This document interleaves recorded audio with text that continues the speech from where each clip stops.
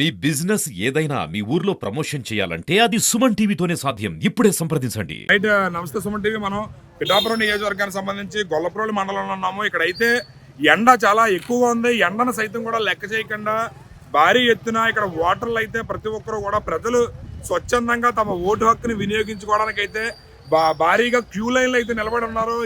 ఎండ వేడి ఎక్కువగా ఉన్నప్పటికీ కూడా ఎండను లెక్క చేయకుండా తమ ఓటు హక్కు వినియోగించుకోవాలనే ఆసక్తితో చాలా మంది ఇక్కడ మద్దతుగా, అంటే ఓటర్ అనేవారు ప్రతి ఒక్కరూ తమ నైతిక హక్కు అని తెలియచేయడానికి వృద్ధుల దగ్గర నుంచి కొత్తగా ఓటర్గా నమోదైన యువత ప్రతి ఒక్కరూ కూడా ఓటు హక్కు వినియోగించుకోవడానికి అయితే స్పందన చాలా భారీగా ఉంది. పిఠాపురంలో ఇంత భారీ స్పందన దేనికి సంకేతం అంటే ఎవరు గెలవబోతున్నారు అనేది ఇక్కడ ఓటర్ ఇదిని బట్టి అయితే మీకు తెలుస్తుంది. ప్రతి ఒక్కరూ కూడా స్వచ్ఛందంగా గంటకి జనం అయితే పెరుగుతున్నారు. క్యూ లైన్ల తాగిడైతే గంటకు కూడా పెరుగుతుంది. ఎండను సైతం కూడా లెక్క చేయకుండా తమ ఓటుని వినియోగించుకోవడానికి అయితే భారీ ఎత్తున ప్రతి ఒక్కరు స్వచ్ఛందంగా వస్తున్నారు. బాగున్నాయా?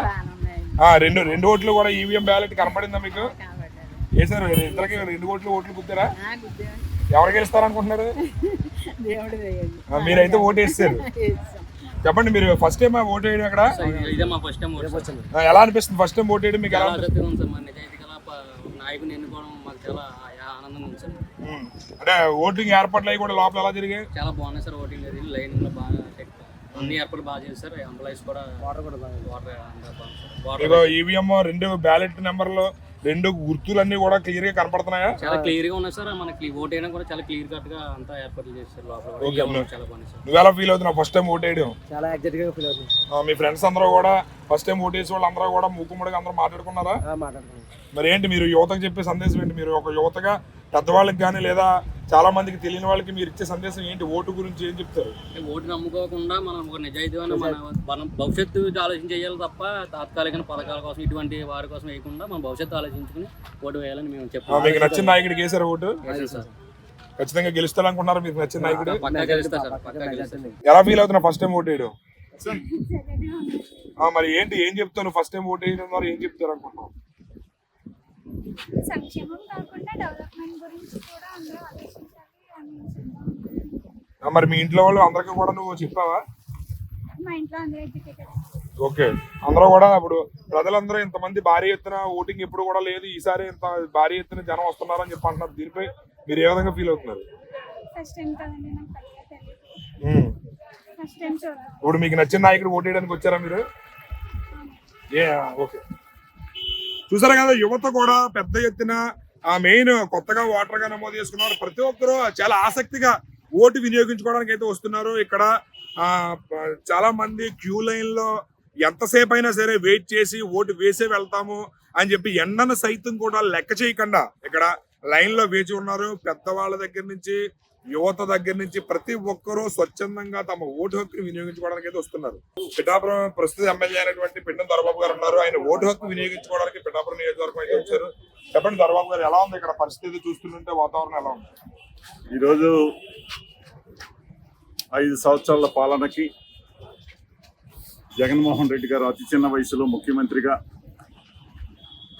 ప్రజల కష్టాలను కడతీర్చినటువంటి ముఖ్యమంత్రిగా జగన్మోహన్ రెడ్డి గారికి ప్రతి ఒక్కరూ కూడా ఓటేసి మళ్ళా ముఖ్యమంత్రి చేసుకోవాలనే విధంగా ఈ రోజు ప్రజలందరూ కూడా ప్రతి ఒక్కరూ కూడా ఫ్యాన్ గుర్తుపై ఓటేసి ఈ 5 సంవత్సరాల పాలనకి వారందరూ కూడా ప్రతి ఒక్క కులము, ప్రతి ఒక్క సామాన్యుడి దగ్గర నుంచి పెద్దవాడి వరకు కూడా ప్రతి ఒక్కరూ కూడా జగన్మోహన్ రెడ్డి గారిని పాలన వచ్చి ఈ రోజున జరుగుతున్నటువంటి ఎలక్షన్ ఓటింగ్ లో జగన్మోహన్ రెడ్డి గారిని మళ్ళా ముఖ్యమంత్రి చేసుకోవాలనే దిశగా ఈ రోజున ప్రతి ఒక్కరు కూడా మేము అక్కడ జనాల నాడి చూస్తూ ఉంటే మళ్ళా ముఖ్యమంత్రిని చేసుకోవాలి, ఇటువంటి ముఖ్యమంత్రి ఉంటే మా కష్టాలు తీరుతాయి, మా సమస్యలు తీరుతాయనే దిశగా ఈ రోజున ప్రతి ఒక్కరూ కూడా చెప్పే మాట.